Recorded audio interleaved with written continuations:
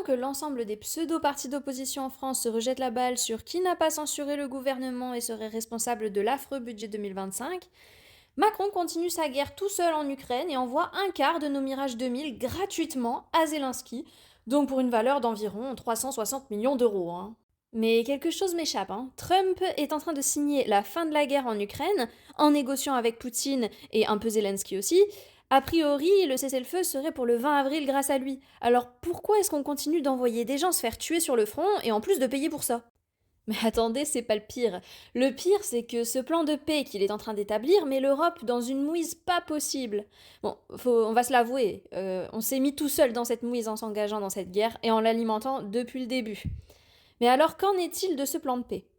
L'Ukraine serait interdite de rejoindre l'OTAN, la Russie garderait les territoires qu'elle a pris, Zelensky devra enfin organiser des élections, car pour rappel, ça fait plus d'un an qu'il n'est plus censé être président, hein.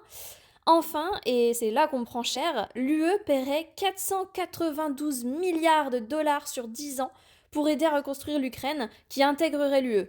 On le savait que ce mêlé de cette guerre nous retomberait dessus. Et ben ça n'a pas manqué. Non content d'avoir envoyé plus de 177 milliards d'euros à l'Ukraine déjà depuis le début de la guerre, dont 100 milliards qui ont disparu, hein, bah visiblement on va encore casquer presque 500 milliards. Bah je vous le dis, on n'est pas sorti du sable avec nos dettes. Qu'en pensez-vous?